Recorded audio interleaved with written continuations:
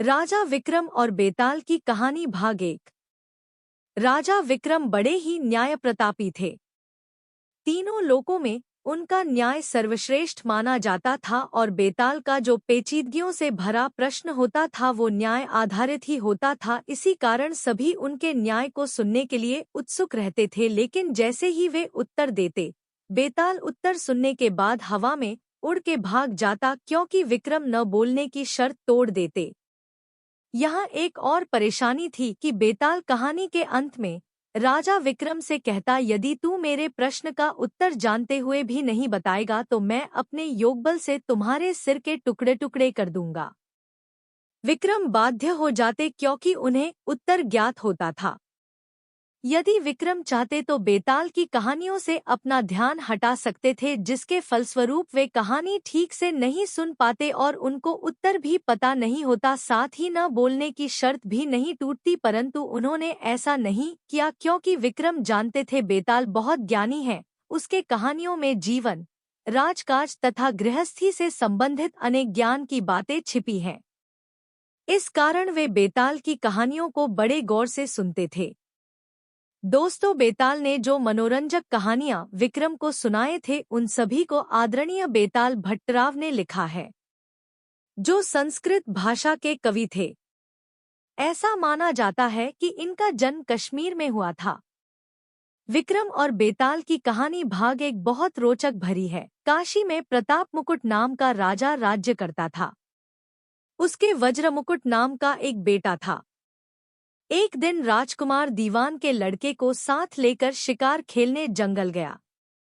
घूमते घूमते उन्हें तालाब मिला। उसके पानी में कमल खिले थे और हंस किलोल कर रहे थे। किनारों पर घने पेड़ थे, जिन पर पक्षी चहचहा रहे थे। दोनों मित्र वहां रुक गए और तालाब के पानी में हाथ मुंह धोकर ऊपर महादेव के मंदिर पर गए। घोड़ों को उन्होंने मंदिर के बाहर बांध दिया। वो मंदिर में दर्शन करके बाहर आए तो देखते क्या है कि तालाब के किनार कोई राजकुमारी अपनी सहेलियों के साथ स्नान करने आई है। दीवान का लड़का तो वहीं एक पेड़ के नीचे बैठा रहा, पर राजकुमार से न रहा गया। वह आगे बढ़ गया। राजकुमार ने उसकी ओर देखा तो वह उस पर मोहित हो गया। राजकुमारी भी उसकी तरफ देखती रही। फिर उसने किया क्या कि जूड़े में से कमल का फूल निकाला, कान से लगाया, दांत से कुतरा, पैर के नीचे दबाया और फिर छाती से लगा, अपनी सखियों के साथ चली गई। उसके जाने पर राजकुमार निराश हो अपने मित्र के पास आया और सब हाल सुनाकर बोला, मैं इस राजकुमारी के बिना नहीं रह सकता, पर मुझे न तो उसका नाम मालूम है न ठिकाना। वह कैसे मिलेगी? दीवान के लड़के ने कहा। राजकुमार, आप इतना घबराएं नहीं, वह सब कुछ बता गई है। राजकुमार ने पूछा, कैसे? वह बोला, उसने कमल का फूल सिर से उतार कर कानों से लगाया तो उसने बताया कि मैं कर्नाटक की रहने वाली हूँ। दांत से कुतरा तो उसका मतलब था कि मैं दंतावट राजा की बेटी हूँ। पांव से दबाने का अर्थ था कि मेरा नाम पद्मावती है, और छाती से लगाकर उसने बताया कि तुम मेरे दिल में बस गए हो। इतना सुनना था कि राजकुमार खुशी से फूल उठा। बोला, अब मुझे कर्नाटक देश में ले चलो। दोनों मित्र वहां से चल दिए। घूमते फिरते, सैर करते, दोनों कई दिन बाद वहां पहुंचे। राजा के महल के पास गए तो एक बुढ़िया अपने द्वार पर बैठी चरखा काटती मिली। उसके पास जाकर दोनों घोड़ों से उतर पड़े और बोले, माई, हम सौदागर हैं। हमारा सामान पीछे आ रहा है। हमें रहने को थोड़ी जगह दे दो। उनकी शक्ल सूरत देखकर और बात सुनकर बुढ़िया के मन में ममता उमड़ आई। बोली, बेटा, तुम्हारा घर है, जब तक जी में आए रहो। दोनों वहीं ठहर गए। दीवान के बेटे ने उससे पूछा, माई, तुम क्या करती हो? तुम्हारे घर में कौन कौन है? तुम्हारी गुजर कैसे होती है? बुढ़िया ने जवाब दिया, बेटा, मेरा एक बेटा है जो राजा की चाकरी में है। मैं राजा की बेटी पद्मावती की धाय थी। बूढ़ी हो जाने से अब घर में रहती हूँ। राजा खाने पीने को दे देता है। दिन में एक बार राजकुमारी को देखने महल में जाती हूँ। राजकुमार ने बुढ़िया को कुछ धन दिया और कहा, माई, कल तुम वहां जाओ तो राजकुमारी से कह देना कि जेठ सुदी पंचमी को तुम्हें तालाब पर जो राजकुमार मिला था वह आ गया है। अगले दिन जब बुढ़िया राजमहल गई तो उसने राजकुमार का संदेशा उसे दे दिया। सुनते ही राजकुमारी ने गुस्सा होकर हाथों में चंदन लगाकर उसके गाल पर तमाचा मारा और कहा, मेरे घर से निकल जा। बुढ़िया ने घर आकर सब हाल राजकुमार को कह सुनाया। राजकुमार हक्का बक्का रह गया। तब उसके मित्र ने कहा, राजकुमार, आप घबराएं नहीं, उसकी बातों को समझें। उसने 10 उंगलियां सफेद चंदन में डुबोकर गाल पर मारी। इससे उसका मतलब यह है कि अभी 10 रोज चांदनी के हैं। उनके बीतने पर मैं अंधेरी रात में मिलूंगी। 10 दिन के बाद बुढ़िया ने फिर राजकुमारी को खबर दी तो इस बार उसने केसर के रंग में 3 उंगलियां डुबोकर उसके मुंह पर मारी और कहा, भाग यहाँ से। बुढ़िया ने आकर सारी बात सुना दी। राजकुमार शोक से व्याकुल हो गया। दीवान के लड़के ने समझाया, इसमें हैरान होने की क्या बात है। उसने कहा है कि मुझे मासिक धर्म हो रहा है। 3 दिन और ठहरो। 3 दिन बीतने पर बुढ़िया फिर वहां पहुंची। इस बार राजकुमारी ने उसे फटकार कर पश्चिम की खिड़की से बाहर निकाल दिया। उसने आकर राजकुमार को बता दिया। सुनकर दीवान का लड़का बोला, मित्र, उसने आज रात को तुम्हें उस खिड़की की राह बुलाया है। मारे खुशी के राजकुमार उछल पड़ा।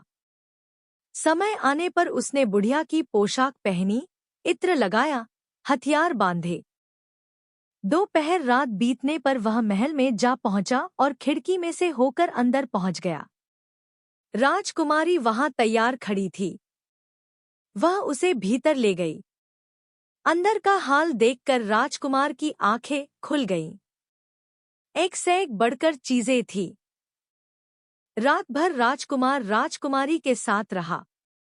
जैसे ही दिन निकलने को आया कि राजकुमारी ने राजकुमार को छिपा दिया और रात होने पर फिर बाहर निकाल लिया। इस तरह कई दिन बीत गए। अचानक एक दिन राजकुमार को अपने मित्र की याद आई। उसे चिंता हुई कि पता नहीं उसका क्या हुआ होगा। उदास देखकर राजकुमारी ने कारण पूछा तो उसने बता दिया। बोला, वह मेरा बड़ा प्यारा दोस्त है, बड़ा चतुर है। उसकी होशियारी ही से तो तुम मुझे मिल पाई हो। राजकुमारी ने कहा, मैं उसके लिए बढ़िया बढ़िया भोजन बनवाती हूँ। तुम उसे खिलाकर तसल्ली देकर लौट आना। खाना साथ में लेकर राजकुमार अपने मित्र के पास पहुंचा। वे महीने भर से मिले नहीं थे। राजकुमार ने मिलने पर सारा हाल सुनाकर कहा कि राजकुमारी को मैंने तुम्हारी चतुराई की सारी बातें बता दी हैं, तभी तो उसने यह भोजन बनाकर भेजा है। दीवान का लड़का सोच में पड़ गया। उसने कहा, यह तुमने अच्छा नहीं किया। राजकुमारी समझ गई कि जब तक मैं हूं वह तुम्हें अपने बस में नहीं रख सकती, इसलिए उसने इस खाने में जहर मिलाकर भेजा है। यह कहकर दीवान के लड़के ने थाली में से एक लड्डू उठाकर कुत्ते के आगे डाल दिया। खाते ही कुत्ता मर गया। राजकुमार को बड़ा बुरा लगा। उसने कहा, ऐसी स्त्री से भगवान बचाए, मैं अब उसके पास नहीं जाऊंगा। दीवान का बेटा बोला, नहीं, अब ऐसा उपाय करना चाहिए जिससे हम उसे घर ले चलें। आज रात को तुम वहां जाओ। जब राजकुमारी सो जाए तो उसकी बाईं जांघ पर त्रिशूल का निशान बनाकर उसके गहने लेकर चले आना। राजकुमार ने ऐसा ही किया। उसके आने पर दीवान का बेटा उसे साथ ले योगी का भेष बना, मरघट में जा बैठा और राजकुमार से कहा कि तुम ये गहने लेकर बाजार में बेच आओ। कोई पकड़े तो कह देना कि मेरे गुरु के पास चलो और उसे यहाँ ले आना। राजकुमार गहने लेकर शहर गया और महल के पास एक सुनार को उन्हें दिखाया। देखते ही सुनार ने उन्हें पहचान लिया और कोतवाल के पास ले गया। कोतवाल ने पूछा तो उसने कह दिया कि ये मेरे गुरु ने मुझे दिए हैं। गुरु को भी पकड़वा लिया गया। सब राजा के सामने पहुंचे।